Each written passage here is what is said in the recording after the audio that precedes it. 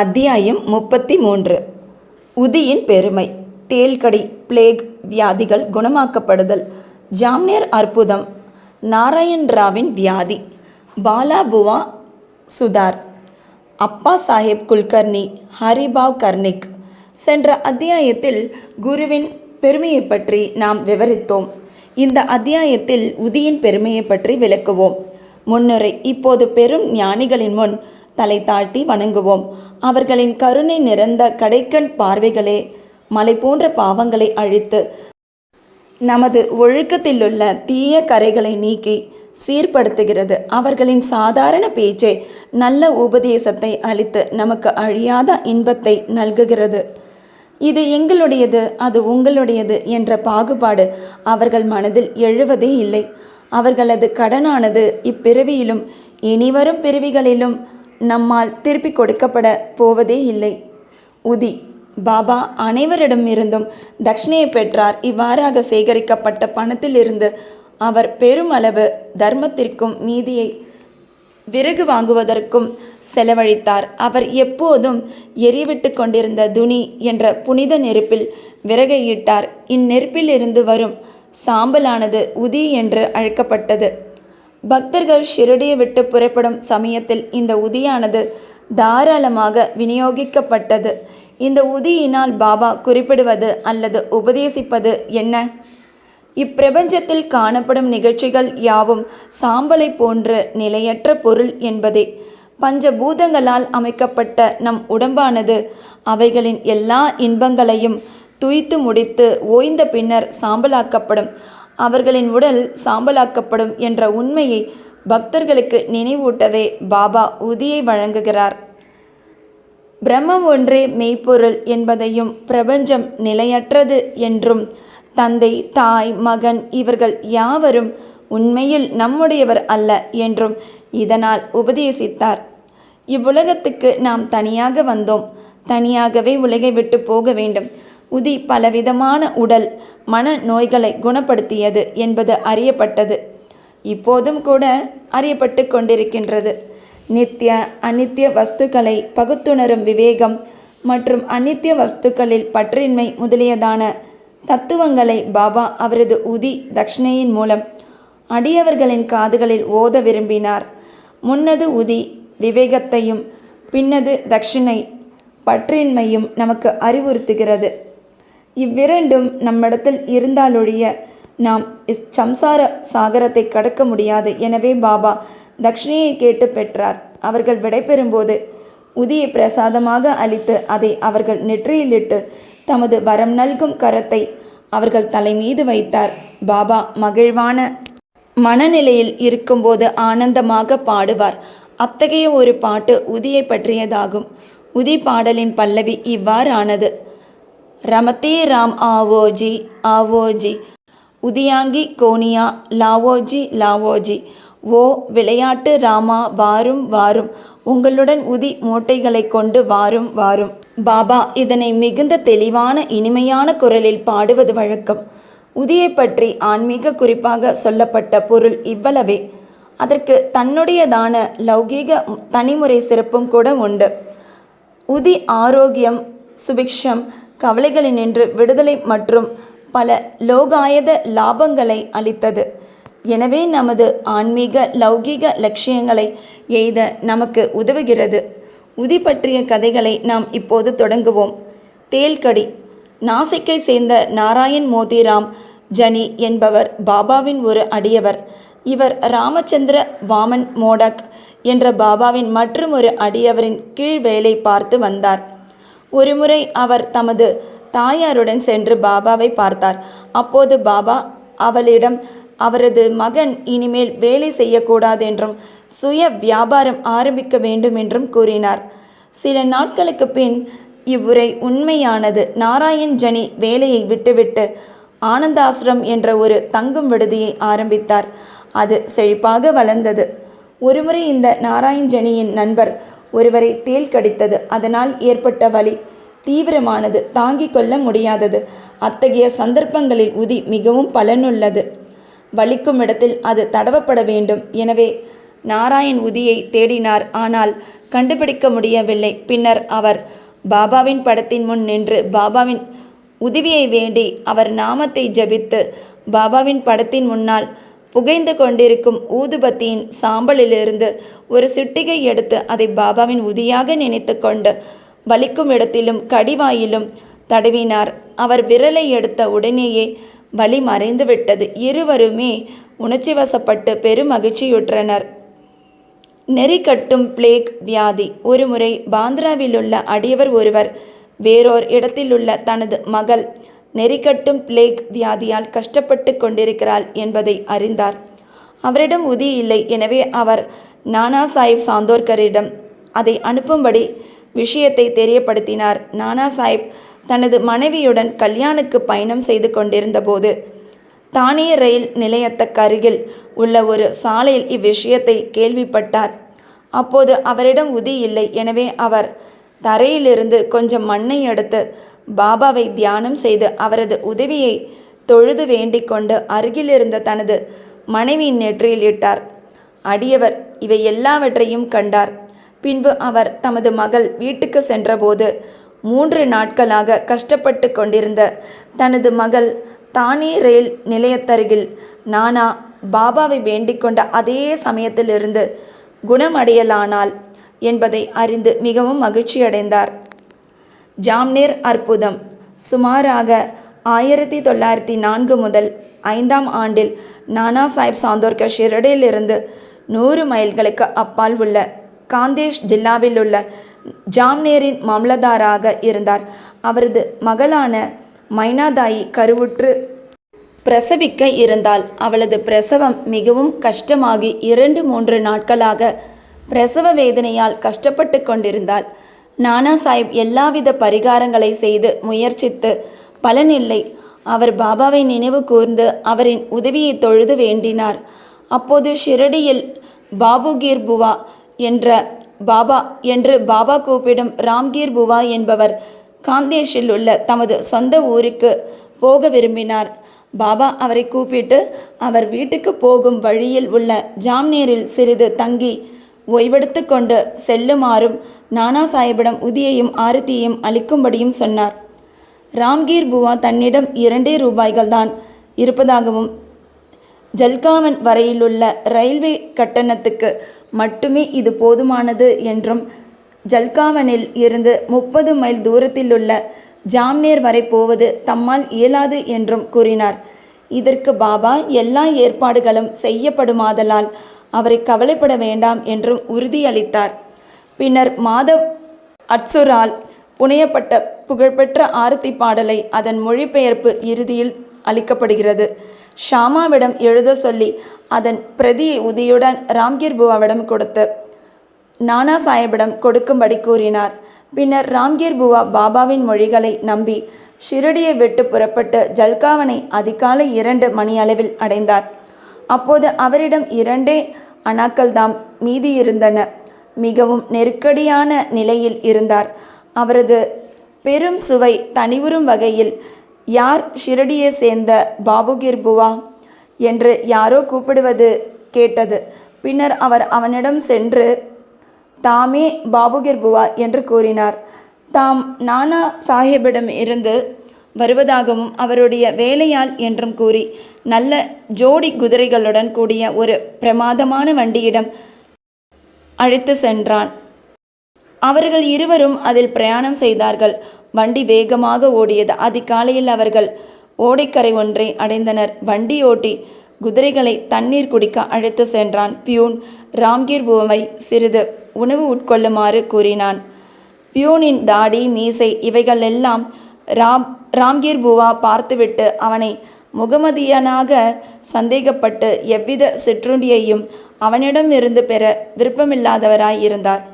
ஆனால் வேலையாளோ தாம் ஒரு ஹிந்து கார்வாலை சேர்ந்த சத்திரியன் என்றும் நானா சாஹிப் இந்த சிற்றுண்டிகளையெல்லாம் அனுப்பியிருப்பதாகவும் இதை ஏற்றுக்கொள்வதில் எவ்வித கஷ்டமோ சந்தேகமோ வேண்டியதில்லை என்றும் கூறினான். பின்னர் அவர்கள் இருவரும் சிற்றுண்டி உண்டு மீண்டும் புறப்பட்டனர். பொழுது விடியல் போது ஜாம்னேரை அடைந்தனர். ராம்கீர் புவா சிறுநீர் கழிக்க சென்ற சில நிமிடங்களை திரும்பி வந்தார். அப்போது குதிரை வண்டியையும் வண்டியோட்டியையும் காணாது பேச்சற்றவரானார். பின்னர் அருகிலுள்ள கச்சேரிக்கு சென்று விசாரித்து மம்லதார் வீட்டில் இருப்பதை அறிந்து கொண்டார். நானா சாஹிப்பின் வீட்டுக்கு சென்று தம்மை அறிமுகப்படுத்தி கொண்டு பாபாவின் உதியையும் ஆர்த்தியையும் அளித்தார். இத்தருணத்தில் மைனாதாயின் விஷயம் மிக மிக தீவிரமடைந்து வீட்டிலிருந்தோர் அனைவரும் அவளை குறித்து ஆழ்ந்த கவலையுற்றனர். நானா சாஹிப் தனது மனைவியை அழைத்து உதியை தண்ணீரில் கரைத்து கொடுக்கும்படியும் ஆர்த்தியை பாடும்படியும் கேட்டுக்கொண்டார். பாபாவின் உதவி உற்ற சமயத்தில் கிடைத்திருக்கின்றதென்ன அவர் நினைத்தார். சில நிமிடங்களில் பிரசவம் பத்திரமாக ஆனது என்றும் கண்டம் கடந்து போய்விட்டது என்றும் பிரசவ அறையிலிருந்து செய்தி கிடைத்தது. ராம்கீர் புவா நானா சாஹிப்பிடம் பியூன், வண்டி, சிற்றுண்டி முதலியவைகளுக்காக நன்றி செலுத்திய போது நானா பெருமளவு ஆச்சரியப்பட்டார். ஏனெனில் அவர் ஸ்டேஷனுக்கு ஒருவரையும் அனுப்பவில்லை. ஷிரடியிலிருந்து எந்த ஆள் வருவதும் அவருக்கு தெரியாது.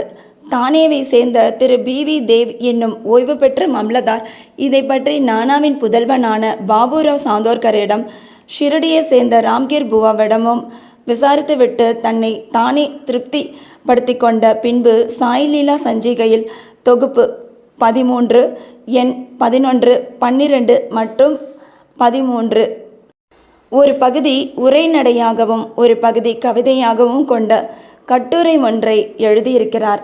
சகோதரர் பி.வி. நரசிம்ம சுவாமியும் 1 மைனாதாயி, 2 பாபு சாஹிப் சாந்தோர்கர், 3 ராம்கீர் புவா இவர்களிடம் இருந்து 1/6/1936, 16/9/1936, 1/12/1936 ஆகிய தேதிகளிடப்பட்ட வாக்குமூலத்தை பெற்று அடியவர்களின் அனுபவங்கள் பகுதி 3 பதிப்பித்து இருக்கிறார். ராம்கீர் புவாவின் வாக்குமூலம் கீழ்வருமாறு: ஒரு நாள் பாபா என்னை அவரிடம் அழைத்து உதி பொட்டலம் ஒன்றையும் பாபாவின் ஆரத்தியின் பிரதி ஒன்றையும் கொடுத்தார். அச்சமயம் நான் காந்தேஷ் போக வேண்டியிருந்தது. பாபா என்னை ஜாம்னேர் போகும்படியும் ஆர்த்தி பாடலையும் உதியையும் ஜாம்னேரில் நானா சாஹிப் சாந்தோர்கரிடம் கொடுக்கும்படியும் கூறினார். என்னிடம் இருப்பதெல்லாம் ரூபாய் 2 என்றும் கோபர்காவனிலிருந்து ஜல்காவன், பின்னர் வண்டியில் ஜல்காவனிலிருந்து ஜாம்னேர் செல்வதற்கு அது எங்கனம் போதும் என்று நான் அவரிடம் கேட்டேன்.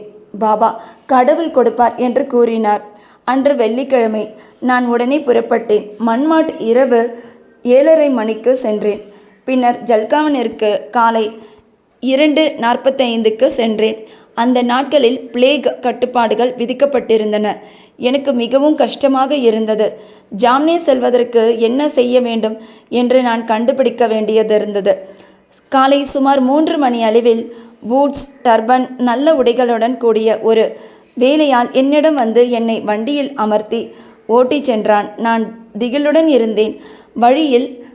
வழியில் பாகூரில் சிற்றுண்டி உட்கொண்டேன். ஜாம்னேரை நாங்கள் அதிகாலை அடைந்தோம். நான் சிறுநீர் கழிக்க சென்று திரும்பிய போது குதிரை வண்டியை காணவில்லை. வண்டிக்காரனும் மறைந்து போனான்.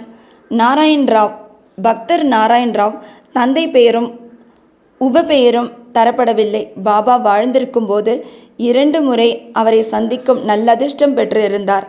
பாபா காலமான 1918க்கு 3 ஆண்டுகளுக்கு பின்னர் அவர் ஷிரடிக்கு வர விரும்பினார். ஆனால் வர இயலவில்லை. பாபாவின் மகா சமாதியான ஓர் ஆண்டிற்குள் அவர் நோய்வாய்ப்பட்டு மிகவும் அவதியுற்றார்.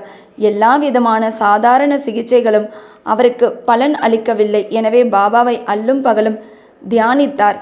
ஒரு நாள் இரவு கனவில் அவர் ஒரு காட்சி கண்டார். பாபா நிலவறை ஒன்றிலிருந்து வெளிவந்து அவருக்கு ஆறுதல் அளித்து, கவலைப்படாதே, நாளையிலிருந்து நீ குணமடைவாய், 1 வாரத்திற்குள் நன்றாக நடமாடுவாய் என்று கூறினார். கனவில் குறிப்பிடப்பட்ட தினத்திற்குள் நாராயணராவ் பூரண குணமடைந்தார். இப்போது கருத்தில் கொள்ள வேண்டிய அம்சம் இதுதான். உடல் இருந்ததனால் பாபா வாழ்ந்து கொண்டிருந்தார். உடலை விட்டுவிட்டதனால் இறந்து விட்டாரா? இல்லை, பாபா எப்போதுமே வாழ்கின்றார்.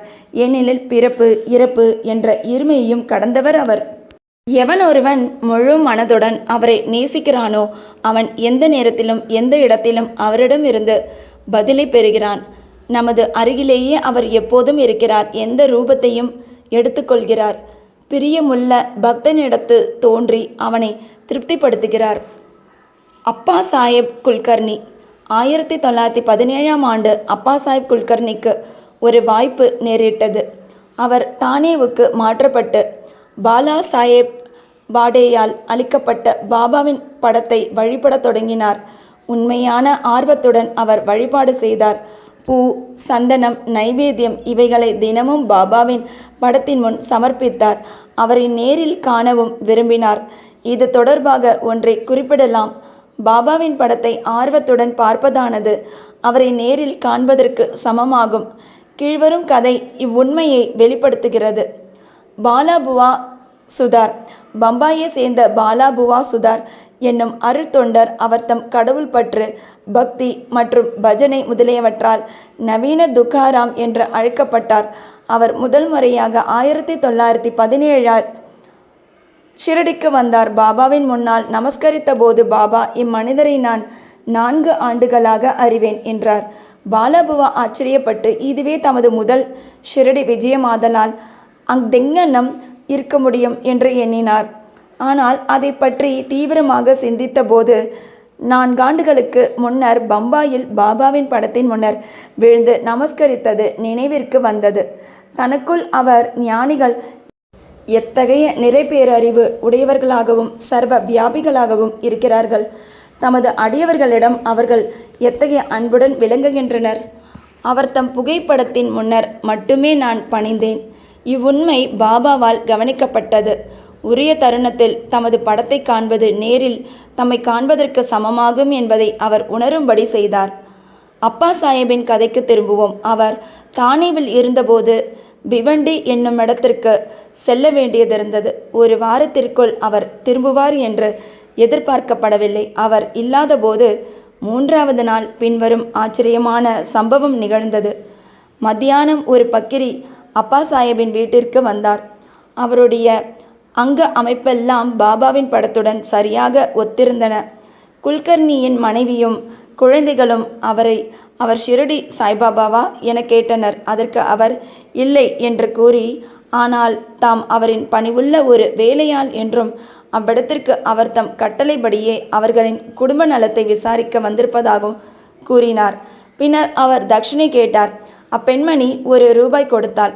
அவள் உதிப்பொட்டலம் ஒன்றை கொடுத்து அதை வழிபாட்டுக்காக பூஜை அறையில் படத்துடன் வைக்கும்படி கூறினார். பின்னர் அவர் வீட்டை விட்டு போய்விட்டார்.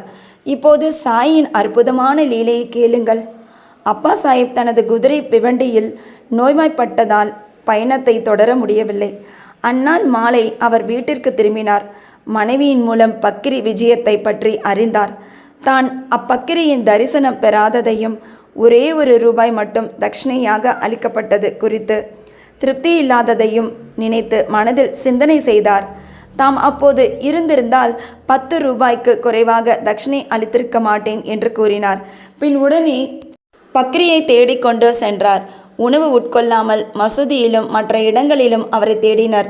எங்கு தேடியும் காண இயலவில்லை. பாபாவின் கொள்கையை வாசகர்கள் 32ஆம் அத்தியாயத்திலும் கண்டிருக்கலாம்.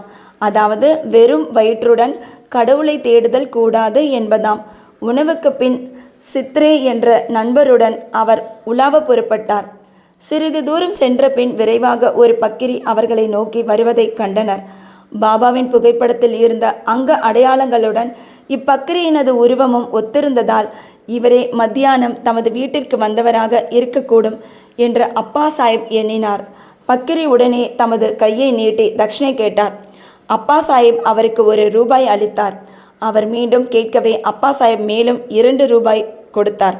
அப்போதும் அவர் திருப்தி அடையவில்லை. பின்னர் அவர் சித்ரேயிடம் ₹3 கடன் வாங்கி அதை அவருக்கு கொடுத்தார். பக்கிரி மேலும் விரும்பினார். அப்பா சாஹேப் மீண்டும் அவருக்கு ₹3 கொடுத்தார். மொத்தத்தில் ₹9. பக்கிரி திருப்தி அடைந்தவராக காணப்படவில்லை. மேலும் கேட்டார். பின்னர் தம்மிடம் ஒரு ₹10 கரன்சி நோட்டு இருப்பதாக அவரிடம் கூறினார். பக்கிரியும் அதையே கேட்டு வாங்கி கொண்டு ₹9 திருப்பி கொடுத்துவிட்டு போய்விட்டார். முன்னர் அப்பா சாஹேப் தாம் ₹10 கொடுக்கிறேன் என்று கூறினார். அத்தொகையும் அவரிடம் இருந்து பெற்றுக்கொள்ளப்பட்டது. பாபாவின் ஸ்பரிசத்தால் புனிதமாக்கப்பட்ட ₹9 அவரிடமே திருப்பி தரப்பட்டன. 9 என்ற எண் குறிப்பிடத்தக்கது. அது நவவித பக்தியை குறிக்கிறது. 21ஆம் அத்தியாயத்தை பார்க்க லக்ஷ்மி பாய் ஷிண்டேவுக்கு பாபா தமது கடைசி தருணத்தில் 9 ரூபாய் கொடுத்ததை கவனிக்கலாம். அப்பா சாஹிப் உதிப்பொட்டலத்தை சோதனை செய்தார்.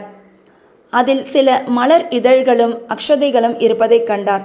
பின் சில நாட்களுக்கு பிறகு ஷிரடி சென்றபோது பாபாவின் ரோமம் ஒன்று அவருக்கு கிடைத்தது. அதையும் உதிப்பொட்டலத்தையும் ஒரு தாயத்திற்குள் வைத்து எப்போதும் தமது புயத்தில் அணிந்து கொண்டார். அப்பா சாஹிப் உதியின் சக்தியை உணர்ந்து கொண்டார். அவர் மிகவும் புத்திசாலியாய் இருந்தபோதும் ஆரம்பத்தில் சம்பளமாக ரூபாய் 40 பெற்று வந்தார். பாபாவின் படமும் உதியையும் பெற்றான பிறகு 40 ரூபாயைப் போல பல மடங்கு அவர் மாத சம்பளமாக பெற்றார். அதிக ஆற்றலும் செல்வாக்கும் படைத்தவரானார். இந்த உலக நன்மைகளுடன் கூட அவர் தம் ஆன்மீக முன்னேற்றமும் துரிதமானது. எனவே பாபாவின் உதியை பெற்றிருக்கும் நல்ல அதிர்ஷ்டம் உடையவர்கள் அதை குளித்த பின் நெற்றியில் இட்டுக்கொண்டு சிறிதளவு எடுத்து தண்ணீரில் கரைத்து புனித தீர்த்தமாக குடித்துவிட வேண்டும். ஹரிபாவ் கர்னிக் 1917ஆம் ஆண்டில் தானே ஜில்லாவை சேர்ந்த ஹரிபாவ் கர்னிக் ஷிரடிக்கு குரு பூர்ணிமா தினத்தன்று ஆவணி மாதம் வந்து உரிய சம்பிரதாயங்களுடன் பாபாவை வணங்கினார். உடைகளையும் தட்சிணையையும் அவர் சமர்ப்பித்தார். ஷாமா மூலமாக பாபாவிடம் விடைபெற்ற பிறகு மசூதியின் படிகளில் இருந்து இறங்கினார். பின் இன்னும் ₹1 பாபாவுக்கு தட்சிணை கொடுக்க எண்ணினார். எனவே அவர் சற்றே திரும்பவும் படிகளில் ஏற முயற்சித்தார். ஆனால் அவர் பாபாவின் விடையை பெற்றுக்கொண்டதால் போகும்படியும் திரும்பி வரவேண்டாம் என்றும் ஷாமா ஜாடை காண்பித்தார். எனவே அவர் வீட்டுக்கு கிளம்பினார். திரும்புகையில் நாசிக்கில் காலாராமரின் கோவிலுக்கு தரிசனத்துக்கு சென்றார். கோவிலின் பெரிய கதவுக்கு சிறிதே உட்புறம் அமரும் நரசிங்க மகாராஜ் என்ற ஞானி தமது அடியவர்களை அவ்விடத்திலேயே விட்டுவிட்டு ஹரிபாவிடம் வந்து அவரின் மணிக்கட்டை பிடித்து எனது ₹1 கொடு என்றார். கர்னிக் வியப்படைந்தார். மிகுந்த இஷ்டத்துடன் அந்த ₹1 கொடுத்தார். சாய்பாபா எங்கனம் தான் கொடுக்க இஷ்டப்பட்டிருந்த ரூபாயை நாசிக்கை சேர்ந்த நரசிங்க மகாராஜ் வழியாக வாங்கினார் என்று எண்ணினார். இக்கதை ஞானிகள் அனைவரும் ஒன்றே என்ற உண்மையையும் எங்கனம் அவர்கள் ஒத்திசைவுடன் செயல்படுகிறார்கள் என்பதையும் காட்டுகிறது. ஸ்ரீ சாயி பணிக. அனைவருக்கும் சாந்தி நிலவட்டும். அத்தியாயம் 34. உதியின் பெருமை தொடர்ச்சி. 1. டாக்டரின் சகோதரியின் மகன். 2. டாக்டர் பிள்ளை. 3. ஷாமாவின் மைத்துனி. 4. ஈரானிய பெண். 5. ஹர்தா கணவான். 6. பம்பாய் பெண்மணி. உதியின் பெருமை என்னும் பொருளை பற்றி இந்த அத்தியாயம் தொடர்கிறது. உதியை இட்டுக் கொள்வதால் மிகுந்த பலனளித்த விஷயங்களை பற்றி கூறுகிறது. டாக்டரின் சகோதரியின் மகன். மாலேகாவனில் நாசிக் ஜில்லா ஒரு டாக்டர் இருந்தார். படித்து பட்டம் பெற்றவர். அவரின் சகோதரியின் மகன் குணமாக்க இயலாத எறும்புருக்கி நோய்க்கட்டியால் டியூபர்குலார் போன் ஆப்சஸ் துன்பப்பட்டான். டாக்டர் தாமும் அவரின் சகோதரர்களும் மற்றும் மருத்துவ நிபுணர்களும் எல்லா விதமான சிகிச்சைகளையும் அறுவை சிகிச்சையும் கூட முயன்று பார்த்தனர். குணம் என்பதே இல்லை. அச்சிறுவனின் துன்பத்துக்கும் ஒரு முடிவில்லை. நண்பர்களும் உறவினர்களும் அந்த சிறுவனின் பெற்றோர்களிடம் தெய்வீக உதவியை கோரும்படியும் குணமாக்க இயலாத வியாதிகளையெல்லாம் தமது வெறும் கடைக்கண் பார்வையினால் மட்டுமே குணமாக்கிவிடும் சாய்பாபாவிடம் முயற்சிக்கும்படியும் அறிவுறுத்தினர். எனவே பெற்றோர்கள் ஷிரடிக்கு வந்தனர். பாபாவின் முன்னர் வைத்து பணிவுடனும் மரியாதையுடனும் வேண்டினர். தங்கள் பையனை காக்கும்படி மன்றாடி பிரார்த்தித்தனர். கருணையுள்ள பாபா அவர்களுக்கு ஆறுதல் அளித்து, இம்மசூதியை அடைக்கலம் புகுவோர் இந்த பிறப்பிலும் காலத்தின் முடிவு வரையிலும் எதை குறித்தும் கஷ்டமே படமாட்டார்கள். இப்போது கவலையற்றிருங்கள். உதியை நோய்க்கட்டியின் மீது தடவுங்கள். 1 வாரத்திற்குள் அவன் குணமடைவான். கடவுளை நம்பு. இது மசூதி அல்ல, துவாரகமாய். இவ்விடத்தில் காலடி வைப்பவன் துரிதமாக உடல் நலத்தையும் மகிழ்ச்சியையும் பெறுவான். அவனுடைய தொல்லைகள் எல்லாம் ஒரு முடிவுக்கு வந்துவிடும் என்றார். பையன் பாபாவின் முன்னர் உட்கார வைக்கப்பட்டான். நலிவுற்ற பகுதியின் மீது பாபா தமது கையை வைத்து தடவி அவன் மீது தமது அன்பு பார்வையை செலுத்தினார். பையன் மகிழ்ச்சியடைந்தான். உதியை தடவிய பின்னர் அவன் குணமடைய தொடங்கினான். சில நாட்களுக்கு பின்னர் பூரண ஆரோக்கியமானான். பின்னர் பாபா உதியினாலும் அருட்பார்வையினாலும் குணப்படுத்தியதற்கு பாபாவுக்கு நன்றி செலுத்திவிட்டு பெற்றோர் ஷிரடி விட்டு புறப்பட்டனர். இதை அறிந்த அப்பையனின் மாமாவாகிய டாக்டர் ஆச்சரியமடைந்தார். தாம் ஏதோ விஷயமாக பம்பாய்க்கு போகும் வழியில் ஷிரடிக்கு போக விரும்பினார். ஆனால் மாலேகாவனிலும் மன்மாட்டிலும் அவரிடம் சிலர் பாபாவுக்கு எதிராக பேசி அவரது செவிகளில் விஷத்தை பாய்ச்சினர். எனவே ஷிரடிக்கு தாம் விஜயம் செய்ய இருந்த எண்ணத்தை விட்டுவிட்டு பம்பாய்க்கு நேரடியாக சென்று விட்டார். தமது விடுமுறையின் மீதமுள்ள நாட்களை அவர் அலிபாகில் கழிக்க விரும்பினார். ஆனால் பம்பாயில் இருந்தபோது 3 தொடர்ந்த இரவுகளிலும் இன்னும் நீ என்னை நம்ப மறுக்கிறாயா என்ற ஒரு குரல் எழுந்தது. பின்னர் டாக்டர் தமது மனதை மாற்றிக்கொண்டு ஷிரடிக்கு செல்ல தீர்மானித்தார். பம்பாயில் ஒட்டு ஜுரம் வந்த ஒரு நோயாளியை அவர் கவனிக்க வேண்டியிருந்தது. அது விரைவில் குணமடையும் அறிகுறி எதையும் காணும். எனவே தமது ஷிரடி விஜயம் ஒத்திவைக்கப்பட்டுவிட்டது என்று அவர் நினைத்தார். எனினும் தமது மனதில் ஒரு சிறிய பரீட்சை வைத்து கொண்டார். நோயாளி இன்று குணமடைந்தால் நான் நாளை ஷிரடி விஜயம் செய்வேன் என்று கூறிக்கொண்டார். ஆச்சரியம் என்னவெனில் அவர் அத்தீர்மானம் எடுத்த அக்கணந்தொட்டே ஜுரம் நீங்க தொடங்கி உடல் சாதாரண நிலைக்கு வந்துவிட்டது.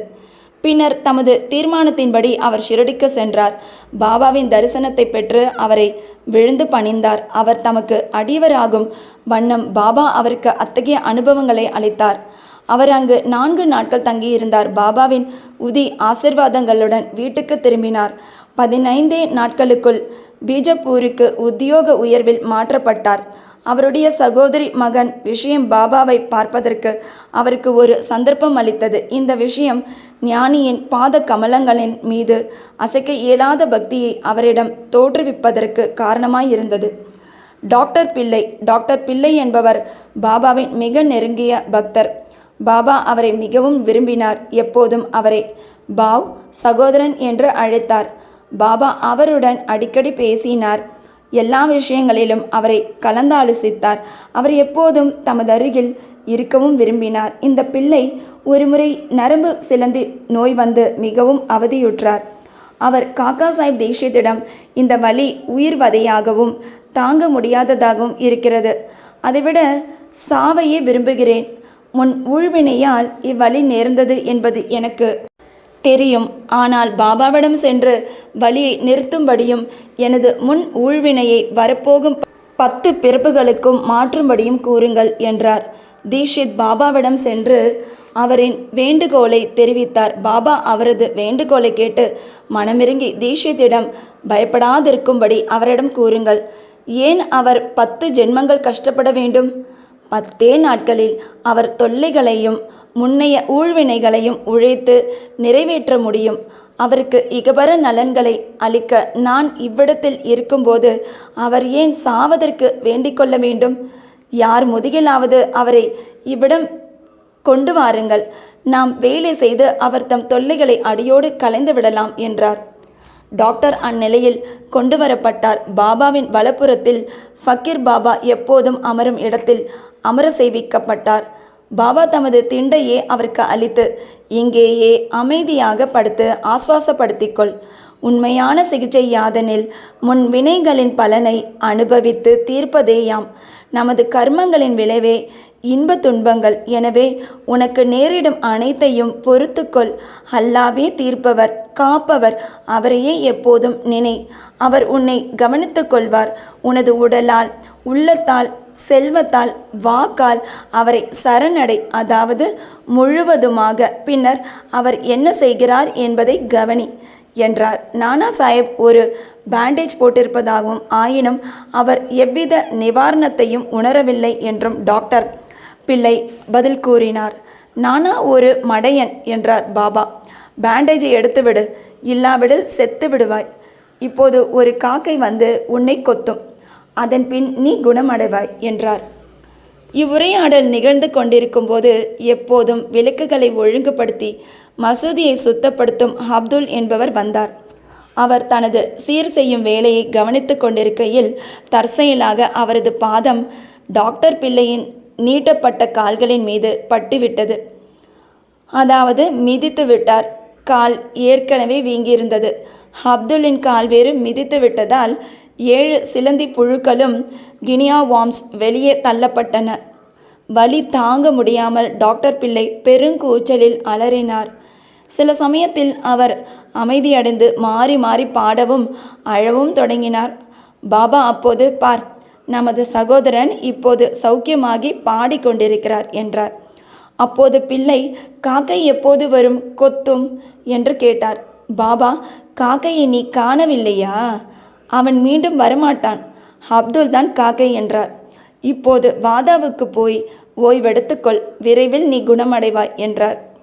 உதியை தடவியும் அதை தண்ணீருடன் உட்கொண்டும் வேறு எவ்வித சிகிச்சையும் மருந்தும் இல்லாமலேயே பாபா முன்னரே கூறியபடி 10 நாட்களில் வியாதி பூரண குணமாக்கப்பட்டது. ஷாமாவின் மைத்துனி. ஷாமாவின் தம்பியான பாபாஜி சாப்லி வீஹர் கிராமத்துக்கு அருகில் தங்கியிருந்தார். ஒருமுறை அவர் மனைவி கட்டிகளுள்ள பிளேக் வியாதியால் தாக்கப்பட்டால் அவளுக்கு அதிகமான ஜுரமும் அடிவயிற்றில் 2 கட்டிகளும் ஏற்பட்டன. பாபாஜி ஷிரடிக்கு ஷாமாவிடம் ஓடி வந்து உதவி செய்யும்படி கூறினார். ஷாமா பீதி அடைந்தார். ஆனால் தமது வழக்கப்படி பாபாவிடம் சென்று அவர் திருமுன் விழுந்து பணிந்து அவருடைய உதவியை கோரி வியாதியை குணமாக்கும்படி கேட்டுக்கொண்டார். தன் தம்பியின் வீட்டிற்கு போகவும் அவருடைய உத்தரவை வேண்டி நின்றார். பாபா, அங்கே இந்த பின்னிரவு நேரத்தில் செல்ல வேண்டாம், அவளுக்கு உதியை அனுப்புக. ஜுரத்தை பற்றியும் கட்டியை பற்றியும் ஏன் கவலைப்பட வேண்டும்? கடவுளே நமக்கு தந்தையும் எஜமானரும் ஆவார். எளிதில் அவள் குணமடைவாள். இப்போது போகாதே, நாளை காலையில் போய் உடனே திரும்பிவிடு என்றார். பாபாவின் உதியில் ஷாமாவுக்கு பூரண நம்பிக்கை உண்டு. அது பாபாஜியிடம் அனுப்பப்பட்டது. கட்டிகளின் மீது அது தடவப்பட்டது. சிறிது தண்ணீரில் கரைக்கப்பட்டு குடிக்க கொடுக்கப்பட்டது. அதை உட்கொண்டதும் தாமதம் பெருமளவில் வேர்த்து கொட்டி ஜுரமிட்டது. நோயாளிக்கு நல்ல தூக்கம் கிடைத்தது. அடுத்த நாள் காலை பாபாஜி தமது மனைவியின் உடல்நிலை தேறிவிட்டதையும் ஜுரம் கட்டிகள் நீங்கி புது வலுவூட்ட பெற்றதையும் கண்டு அதிசயப்பட்டார். ஷாமா அவ்விடத்திற்கு அடுத்த நாள் சென்றபோது அப்பெண்மணி அடுப்பருகில் அமர்ந்து தேநீர் டீ தயாரித்து கொண்டிருப்பதைக் கண்டு ஆச்சரியப்பட்டார். தம்பியை கேட்டதும் பாபாவின் உதி அவளை முழுவதுமாக ஒரே இரவில் குணமாக்கிவிட்டது என்று கூறினார். காலையில் சென்று உடனே திரும்பு என்னும் பாபாவின் மொழிகளில் உள்ள குறிப்பு நுட்பத்தை அப்போது ஷாமா புரிந்து கொண்டார். தேநீர் உட்கொண்டதும் ஷாமா திரும்பினார். பாபாவை வணங்கிய பின், தேவா, தங்களது திருவிளையாடல்தான் என்ன? தாங்கள் முதலில் புயலை எழுப்பி எங்களை நிலைக்குலைய செய்கிறீர்கள், பின்னர் அதை அமைதிப்படுத்தி ஆஸ்வாசப்படுத்துகிறீர்கள் என்றார். பாபா, நடவடிக்கைகளின் வழி விளங்கா புதிர் நிலையாக உள்ளது. நான் எதையும் செய்யவில்லையாயினும் ஊழ்வினையின் காரணமாக நிகழும் செயல்களுக்கு எல்லாம் அவர்கள் என்னை பொறுப்பாளியாக்குகிறார்கள். நான் அவர்களின் சாட்சி மாத்திரமே. கடவுள் ஒருவரே ஒரே செயலாளர், தூண்டுவிப்பாளர். மேலும் அவர் மிகவும் கருணையுள்ளவர். நான் கடவுளோ பரமாத்மாவோ அல்ல, அவரின் பணிவுள்ள ஒரு வேலைக்காரனும் அவரை அடிக்கடி நினைவில் இருத்தி கொள்ளுபவனும் மட்டுமே. எவனொருவன் தனது அகங்காரத்தை ஒதுக்கி தள்ளி அவருக்கு நன்றி செலுத்தி அவரை முழுமையாக நம்புகிறானோ அவனது பந்தங்கள் அறுபட்டு போகின்றன, அவன் முக்தி அடைகிறான் என்றார். ஈரானியரின் பெண். ஒரு ஈரானிய கணவனுடைய அனுபவத்தை இப்போது படியுங்கள். அவரது சிறு மகளுக்கு ஒவ்வொரு மணிக்கும் வலிப்பு வந்தது. அப்போது அவள் பேசும் சக்தியை இழந்தாள். அங்கங்கள் குறுகி உணர்வின்றி கீழே சாய்ந்தாள். எந்த சிகிச்சையும் அவளுக்கு எவ்வித குணத்தையும் அளிக்கவில்லை. பாபாவின் உதவியை சில நண்பர்கள் அவளது தந்தைக்கு சிபாரிசு செய்து அதை பம்பாயில் விலேபார்லேயில் உள்ள காக்கா சாஹிப் தீக்ஷித்திடம் இருந்து பெறும்படி கூறினார்கள். பின்னர் ஈரானிய கணவான் உதவி பெற்று தினந்தோறும் அதை நீரில் கலந்து தன் மகளுக்கு கொடுத்தார். ஆரம்பத்தில் மணிக்கு ஒரு முறை வந்து கொண்டிருந்த வலிப்பு 7 மணிக்கு ஒரு முறை வரத் தொடங்கியது. அதற்கு சில தினங்களுக்கு பின் அவள் முழுமையும் குணமடைந்தாள். ஹர்தா கணவான். ஹர்தாவை சேர்ந்த முதியவர் ஒருவர் தமது மூத்திர பையிலுள்ள கல் ஒன்றால் கஷ்டப்பட்டார். அத்தகைய கற்கள் எல்லாம் பொதுவாக ரண சிகிச்சை மூலமாகவே நீக்கப்படுகின்றன. மக்கள் அவரையும் ஒரு அறுவை சிகிச்சை செய்து கொள்ளும்படி கூறினர். அவர் முதுமையும் தளர்ச்சியும் உடையவராயிருந்தார். அவருக்கு மனோதிடமும் தேவையாயிருந்தது. அறுவை சிகிச்சைக்கு தன்னை உட்படுத்தி கொள்வதை அவரால் நினைக்க இயலவில்லை. அவரது கஷ்டம் மற்றொரு வகையில் தீர இருந்தது. அந்த நகரத்தின் இனாம்தார் அந்நேரத்தில் அவ்விடத்துக்கு வரும்படியாக நிகழ்ந்தது. அவர் பாபாவின் அடியவர்களில் ஒருவர். எப்போதும் தம்மிடம் உதி கையிருப்பை வைத்திருந்தார். சிலரின் சிபாரிசின் பேரில் அம்முதியவரின் மகன் உதியை சிறிது அவரிடம் இருந்து பெற்று தண்ணீரில் அதை கலக்கி தனது கிழத்தந்தைக்கு உட்கொள்ள கொடுத்தான். 5 நிமிடத்திற்குள் உதி உடம்பில் சார்ந்து கல் கரைந்து சிறுநீர் வழியாக வெளிவந்துவிட்டது. முதியவரும் விரைவில் குணமடைந்தார். பம்பாய் பெண்மணி. பம்பாயில் காயஸ்த பிரபு ஜாதியை சேர்ந்த ஒரு பெண்மணி பிரசவத்தின் போதெல்லாம் கடும் வேதனை அடைந்தாள். ஒவ்வொரு முறை தான் கர்ப்பமானதும் என்ன செய்வதென்று தெரியாமல் அவள் பீதியடைந்தாள். பாபாவின் ஒரு பக்தரான கல்யாணை சேர்ந்த ராம மாருதி என்பார் சுகப்பிரசவத்துக்காக அவளை ஷிரடி அழைத்து செல்லும்படி அவளது கணவனுக்கு அறிவுரைத்தார். மீண்டும் அவள் கருவுற்ற போது கணவனும் மனைவியும் ஷிரடிக்கு சென்று அங்கு சில மாதங்கள் தங்கி பாபாவை வணங்கி அவர் தம் கூற்றுவால் ஆய பலன்களை எல்லாம் அடைந்தனர். சில நாட்களுக்கு பின் பிரசவ நேரம் வந்தது. வழக்கம் போல் கருப்பையிலிருந்து வரும் வழியில் தடங்கல் ஏற்பட்டது. பிரசவ வேதனையை அவள் அனுபவித்தாள். என்ன செய்வதென்று தெரியவில்லை. ஆனால் பாபாவை நோக்கி நிவாரணத்திற்கு பிரார்த்தனை செய்தாள். இத்தருணத்தில் பக்கத்தில் குடியிருந்த ஒரு பெண்மணி வந்து சேர்ந்தாள். பாபாவை தொழுது பிரார்த்தனை செய்த பின் உதி கலவையை பருகுவதற்கு அவளிடம் கொடுத்தாள். 5 நிமிடங்களில் அப்பெண் பத்திரமாகவும் வலியேதுமின்றியும் பிரசவித்தாள்.